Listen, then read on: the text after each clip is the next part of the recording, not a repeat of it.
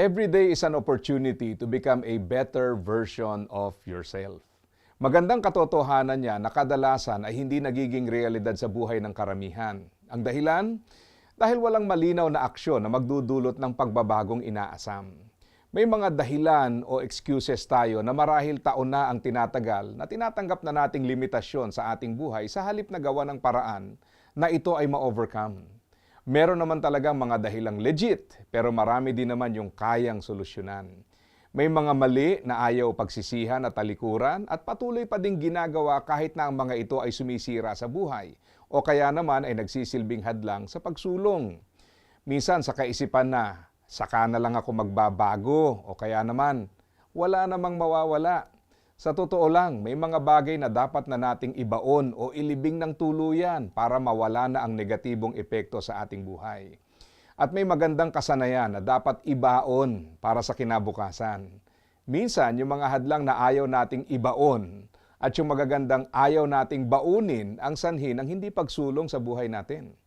Isipin mo na lang kung nasaan ka na sana ngayon kung marunong kang magbaon ng mali at magbaon ng tama.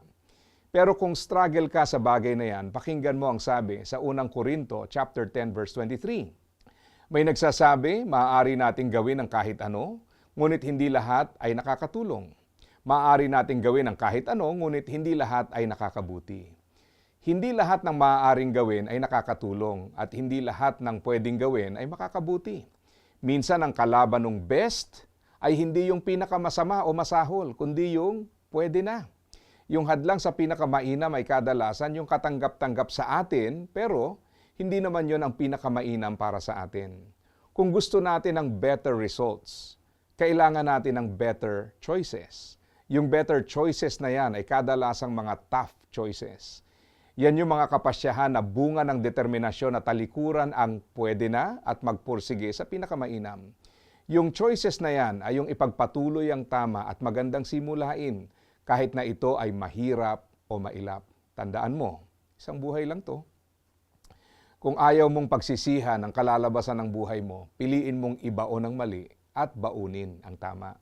Dahil kapag ganyan ang ginawa mo sa bawat pagpapasya, makikita mo ang paglago at pagbabago sa tuwi-tuwi na.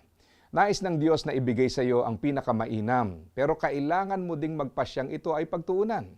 Posible, dahil sa biyaya ng Diyos na laan para sa iyo. Kaya, nasa ka pa ha?